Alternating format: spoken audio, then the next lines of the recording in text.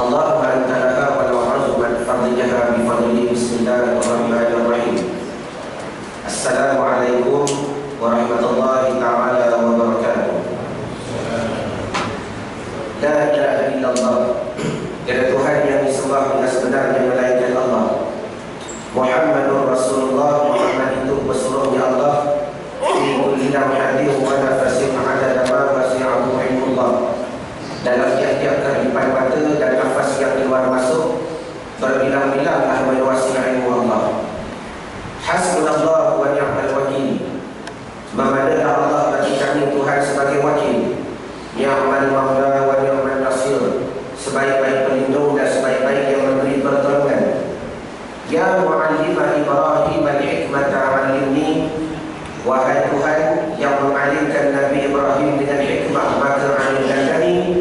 Allahumma salli ala sayyidina wa maulana Muhammadin wa ala alihi wa sahbihi wa barik wa sallim. Ilahi anta maqsudi wa ridhaka maqlubi. A'tini mahabbataka wa ma'rifatak wa la hawla wa la quwwata illa billahil aliyyil azim. Qala Allah ta'ala fi kitabil aziz. A'udzu billahi minasyaitonir rajim. Bismillahirrahmanirrahim. Subhanalladzi asra bi'amrihi laylan minal masjidil haram ilal masjidil aqsa alladzi barakna hawlahu linuriyahu min ayatina innahu huwas samiul basir. Surah Isra ataupun surah Bani Israil, bermula ayat yang pertama. Alhamdulillah, bermula segala puji dan syukur bagi Allah Subhanahu wa taala, Tuhan yang telah masih memberi nafas oleh Dia kepada kita sehingga pada waktu ini. Dan dengan nafas yang keluar masuk itu, telah memberi kekuatan oleh Tuhan kepada kita untuk bersama-sama menunaikan kefarduan yang maghrib 3 rakaat secara berjamaah. Setelah daripada itu, bersama-sama kita mentakzimkan Allah Ta'ala, kita membesarkan Allah Ta'ala, kita meninggikan Allah Ta'ala, dan kita menenggelamkan sifat-sifat mazmumah, dan kita menenggelamkan sifat-sifat yang dimurkai oleh Allah, dan kita membersihkan hati sebentar tadi dengan alunan dan lantunan zikrullah. Yang bila mana disebut berkenaan zikrullah, Allah Ta'ala telah mengajar kepada kita dengan katanya afdhalu zikri fa'lam annahu la ilaha illallah. Yang kalam ini bukan datang dari ulama, yang kalam ini bukan datang dari awliya, yang kalam ini bukan datang dari baginda Nabi. Bahkan perkataan ini datang daripada Allah Subhanahu wa ta'ala. Tuhan yang menjadikan kita daripada tak ada kepada ada. Tuhan yang tahu letih kita macam mana. Tuhan yang tahu lemah kita macam mana. Tuhan yang tahu sakit kita macam mana. Tuhan yang tahu kurang kita macam mana. Tuhan yang tahu kudrat kita macam mana. Dan Allah Ta'ala yang maha mengetahui memberi kepada kita satu penampasan dan satu kaedah yang begitu besar, iaitu dia kata apa? Zikir yang perlu ada pada kehidupan kamu pagi, petang dan malam, iaitu zikir la ilaha illallah. Yang mana hamba nak berkata pada malam ini sebagai seorang budak, ya, bila mana kita menyebut zikir la ilaha illallah, ialah satu zikir yang telah menjadi kehilangan demi kehilangan di surau ataupun di masjid. Betul tidak? Ulang tadi. Zikir la ilaha illallah merupakan satu zikir yang bukan diajar oleh ulama, yang bukan diajar oleh Nabi, tapi diajar sendiri oleh Allah Subhanahu wa ta'ala. Yang kita melihat akhir zaman ini, tuan-tuan serta muslimat yang alim, satu perkara yang telah menjadi seolah-olah kehilangan di surau dan di masjid. Melainkan bila mana ada kenduri kendara, ada tahlil, ada kematian, baru kita nak berzikir la ilaha illallah. Betul atau tidak?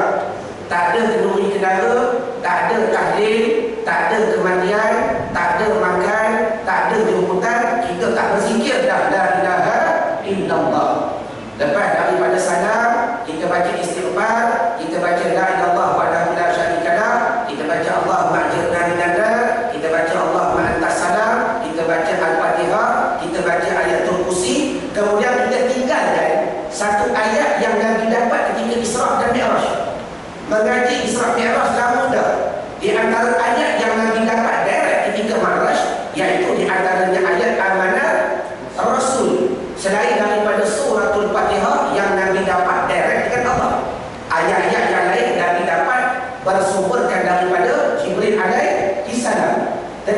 ayat suratul Fatihah dan ayat Amana Rasulu bima ila akhir antara ayat yang Nabi dapat seketika Mi'raj Nabi sallallahu alaihi wasallam.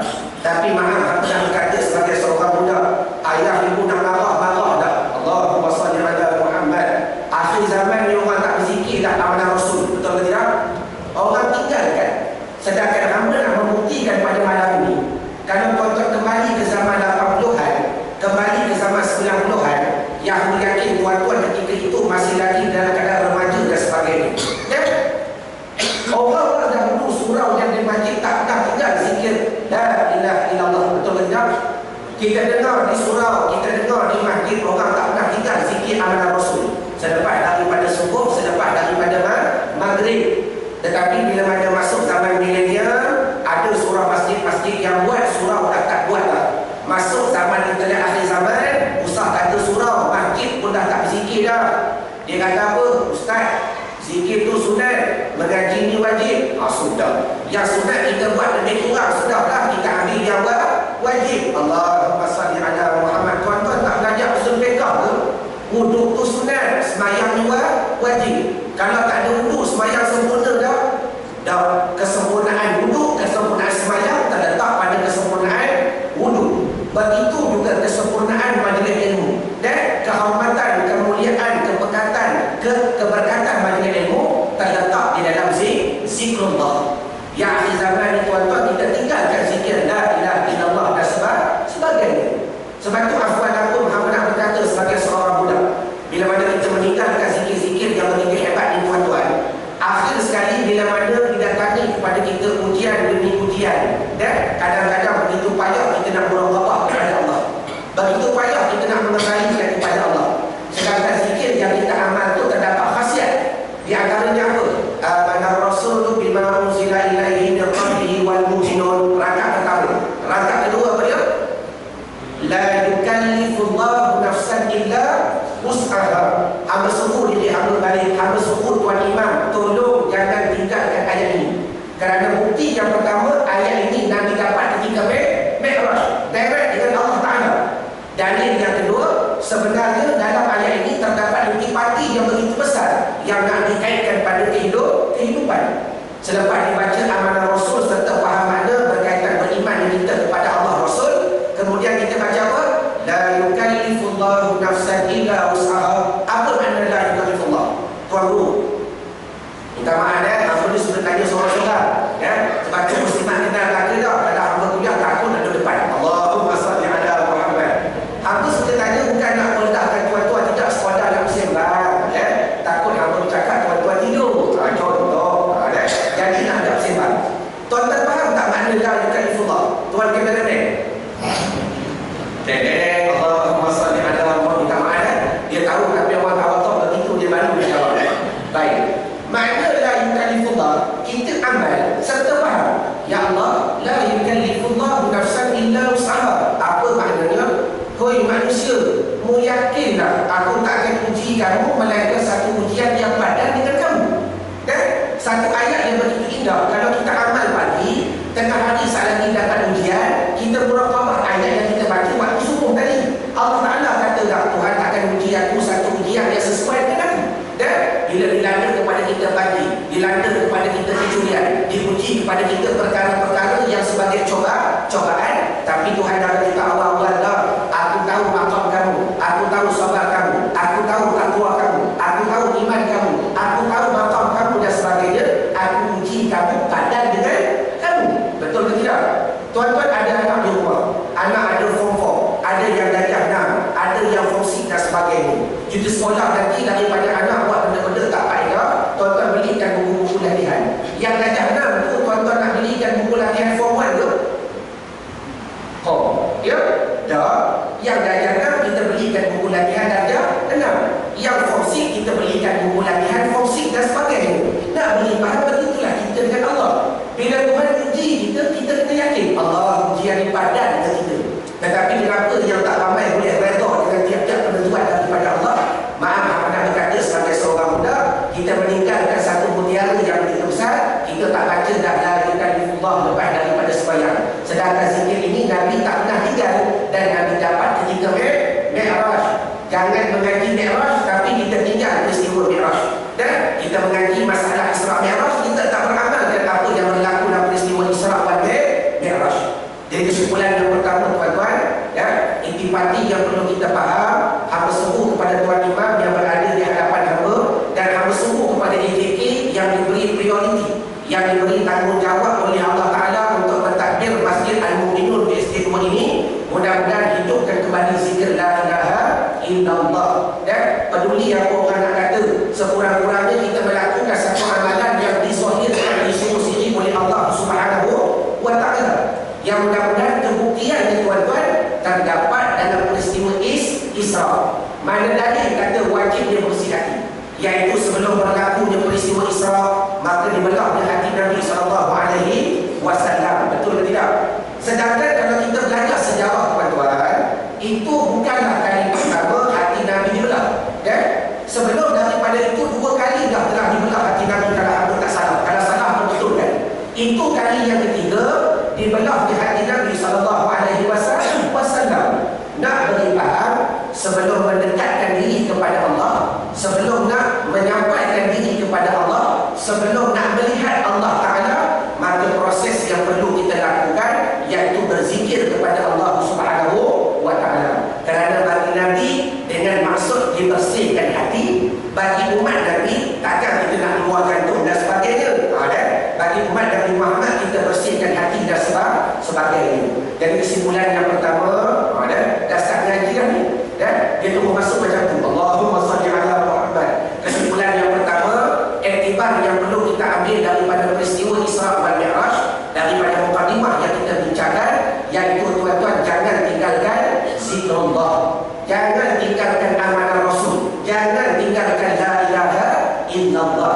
Kerana ini merupakan amalan yang begitu karamah, yang kalau hamba yakin kalau tuan-tuan mengamalkan akadil dengan kaedah yang betul, banyak lagi perkara privilege Allah Ta'ala akan beri faham kepada kita. Cuma kesimpulan tuan-tuan, macam mana zikir yang betul, yang tu kita panggil lain-lain. Bukan hamba nak bagi getah tuan-tuan dah. Sebab masalah zikir ini satu perbincangan yang begitu luas. Sebagai contoh, bila kita lihat orang-orang dulu berzikir, banyak orang dahulu bergoyang-goyang. Betul ke tidak? La ilaha illallah. Tuan-tuan dengar pada malam ini, bergoyang ketika berzikir itu bukan satu benda yang tidak disengajakan. Bergoyang ketika berzikir bukan satu benda yang tak beri manfaat. Bergoyang ketika berzikir bukan satu benda yang tak ada asal usul. Cuma kita yang tak nak bersungguh mengaji, kita yang tak nak cari dalil. Sedangkan tuan-tuan bergoyang ketika berzikir, ketika berselawat, ketika berqasidah, satu benda yang disuruh dan diharuskan dalam agama. Dalam kitab Fatawul Hadisiyah, karangan Asy-Syaikh Ibnu Hajar Al-Haytami, dia kata apa? Wa yustahabbu, dan disunatkan ketika berzikir dan memuji Nabi, at-tabayyun wa tawaddu. Tabayyun ni apa? Menggerak-gerakkan badan ke kiri dan ke kanan, ke depan dan belakang. Tu dia panggil tabayyun. Baik. Mana dalil tabayyun? Dalil banyak. Di antaranya berkata Sayyidina Ali karamallahu wajhah, aku rindu dahulu ketika berzikir bersama Nabi SAW seolah-olah pokok yang ditiup oleh angin. Bergoyang tak? Sayyidina Ali berkata, aku berzikir dahulu seolah pokok yang ditiup oleh angin. Begitu juga kata para as-sahabat, aku berzikir bersama Nabi seolah-olah baju diampaian. Nak cerita, dia aku nampak ketika tu seolah baju diampaian. Bermakna baju diampaian ni, bila baju ni biasa satu banyak. Ya, banyak. Kemudian bila banyak, bila angin tiup, pergerakan sama lah. Dan itu nak cerita berkata sahabat Nabi, aku rindu dahulu ketika berzikir bersama Nabi seolah-olah aku lihat baju diampaian. Jadi kesimpulannya tuan-tuan, hadis bergoyang ketika berzikir ni banyak. Tak payah cari kitab Arab dah, kitab Jawi menunggu. Tuan-tuan buka kitab Hidayatus Salikin, muka surat 274, 275. Asy-Syaikh Hasan Al-Falimani telah menukilkan daripada Imam Al-Ghazali rahimahullah ta'ala, waktu nak berzikir, la letak mana? La letak di lutut kiri. Ila letak mana? Ila pandang di lutut kanan. Ha letak mana? Ha pandang di bahu kanan. Allah pandang mana? Allah dipandukan pada hati sanubari. Kalau orang tanya mana hati sanubari, kita jawab di puting balik kiri, 2 jari di bawah puting balik kiri. Ni tempat duduk hati sanubari, tempat duduk nafsu ammarah, tempat duduk kerajaan syaitan, tempat duduk yang dikatakan noktah titik hitam. Kalau dua jari di atas, nafsu lawamah. Kalau dua jari di bawah belah kanan, nafsu mulhimah. Kalau dua jari di atas belah kanan, nafsu radiyah. Kalau di ulu hati, nafsu mutmainnah. Kalau di otak, nafsu mardiyah. Kalau di pusat, nafsu kamaliyah. Itu tempat duduk tujuhnya nafsu. Dan tiap-tiap zikir ada kaedah masing-masing cara nak menerjah kepada nafsu. Cuma kalau apa cerita yang tak ada dalil, tuan-tuan nak rojok payah. Betul ke tak? Walhal menunggu kita harap menceritakan benda begini. Jadi hamba bagi kita jauh. Cari kitab Hidayatus Salikin, muka surat 274, 275 yang dikarang oleh Asy-Syaikh As-Samad Al-Bani yang diterjemah daripada Imam Ghazali. Hujjatul Islam, bukan jalan-jalan muda, bukan jalan-jalan ulama. Dia kata apa? La pandang di lutut kiri, ila pandang di lutut kanan, ha pandang di bahu kanan. Allah dipadu pada hati sanubari. La ilaha illallah, la ilaha illallah. Itu bergoyang dengan cara yang betul. Nak memahami lebih panjang lagi, yang tu kita panggil kemudian Allahumma salli ala Muhammad. Kata orang putih yang ni preview. Preview. Ramadan sebab apa kita nak bicarakan hari ini satu mutiara yang lebih besar yang kita nak petik daripada peristiwa Isra dan Mi'raj. Faham ni barat? Lagi sangat ke? Okey dah. Sebab muslimat dok komplain, ustaz kata macam kereta api. Apa kata muncul tak macam LRT. Allahumma salli ala Muhammad. Baik. Gosan lagi. Kosong dah. Jauh dah merayap kita balik. Jadi alhamdulillah. Segala puji dan syukur bagi Allah Ta'ala, Tuhan yang menghimpunkan kita. Selepas daripada kita melakukan solat maghrib 3 rakaat secara berjamaah, kemudian bersama-sama kita berzikir kepada Allah. Ulang balik kepada Tuan Imam, hidupkan 2 waktu maghrib subuh. Maghrib subuh zikir la ilaha illallah. Tak dapat 100 kali, dapat 33 pun tak apa dah. Kerana ini ke perintah hamba, bukan perintah ulama, bukan perintah Nabi, tapi perintah Allah. Kalau lepas semayang pun tak buat, bila lagi nak buat? Cuba jawab. Kalau lepas semayang pun tak buat, bila lagi nak buat secara khususnya? Jadi hidupkan kembali. Setelah daripada itu, bersama-sama kita solat sunat ba'diyah maghrib 2 rakaat dan diikuti dengan 2 solat sunat yang hamba yakin ada di antara tuan-tuan pernah melakukan akan dia, dan hamba terlebih yakin ada di antara tuan-tuan yang tak pernah melakukan akan dia, iaitu solat sunat awabin dan solat sunat hifzul iman. Jadi hari ini hamba nak tanya tuan-tuan jawab kerana Allah. Tuan-tuan tipu pun hamba tak dapat manfaat, tuan-tuan cakap betul pun hamba tak dapat mudarat. Sekadar hamba nak meyakinkan, hamba nak merendahkan tuan-tuan di hadapan Allah. Cuba tengok siapa yang pakat mengaku. Siapa yang malam ni first time baru buat solat sunat awabin? Ada kan? Bagus. Siapa yang malam ni baru pertama kali solat sunat hifzul iman? Ada kan? Dan tuan-tuan jawab, tuan-tuan sebenarnya bukan menjawab di hadapan hamba. Hamba tak beri bekas apa-apa, betul ke tidak?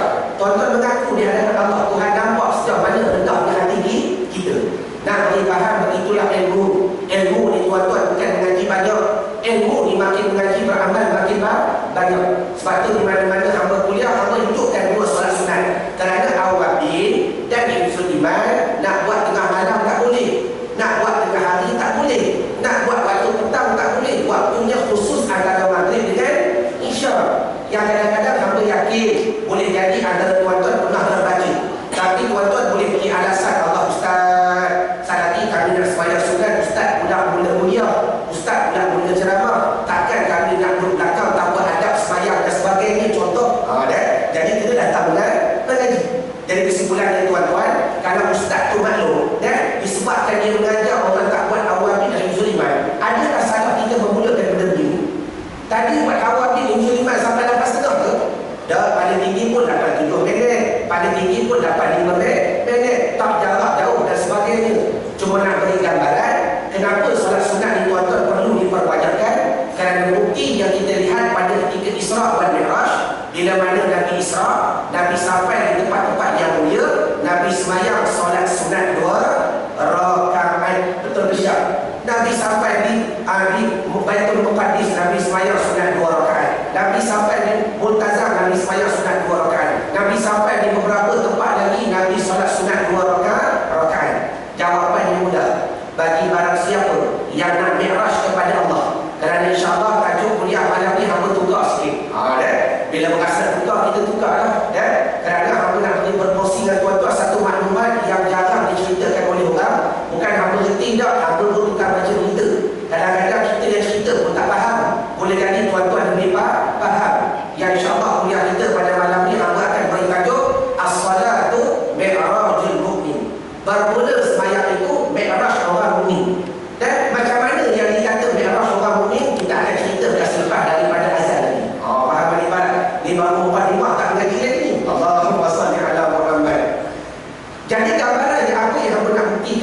Kalau tuan-tuan berulang kali peristiwa Isra wal Mi'raj, di antara amalan yang Nabi lakukan tiap-tiap kali sampai di tempat yang besar, Nabi solat sunat 2 rakaat.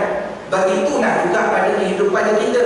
Barang siapa yang nak mempertingkatkan akal, mempertingkatkan ketakwaan, menghabiskan diri kepada Allah, jangan tinggal solat sunat. Kerana solat wajib ni tuan-tuan sekadar satu kewajiban, betul tak? Tetapi solat sunatlah yang menaikkan maqam. Sebagai contoh, aku nak tanya tuan-tuan yang ni, siapa boleh jawab nak bagi hadiah beri? Ya? Bila sebut Mi'raj, tuan-tuan tahu tak sembahyang antara solat sunat yang Nabi dengar dalam syurga bila mana Nabi Mi'raj? Hadiah buku Isra Mi'raj. Bila bagi, sembahyang ni Nabi jumpa ketika Nabi Mi'raj. Nabi dengar sepatu sahabat dah masuk dalam syurga, kawan tu tak mati lagi. Tak dah. Minta maaf dah, semua mati, minta maaf dah. Hamba ni tuan-tuan orang kelumpur beranak Hasbitin University. Mak orang ada gajah belaka, sekili ikan di air, konar jangan bertino. Ayah orang bertekanan, labor cakap melentang padamu. Tapi mengaji tani lalu, habis tani pergi Aceh. Itu yang bahasa tani tak hilang lagi. Allahumma salli ala Muhammad. Jadi kalau hamba terlajar, ala kulihan minta maaf. Wallahu a'lam. 8:33 kita azan. Dah azan ke? Sebenarnya baik. Jadi antara solat sunat yang Nabi dengar dan Nabi temui ketika Mi'raj, solat sunat apa? Oh, siapa jawab dulu? Oh, dah. Lagi dapat dia. Solat sunat wudu. Yang bila mana Nabi melihat mendengar terompak sahabat Nabi, ditanya terompak siapa kat ini, dia kata Jibril, sepatu Bilal bin Rabah. Apakah amalan yang menyebabkan sampai sepatu masuk ke dahulu? Iaitu selepas daripada ambil wudu, dia tak pernah meninggalkan solat sunat wudu. Belajar sejarah, jadikan sejarah sebagai perkara yang perlu kita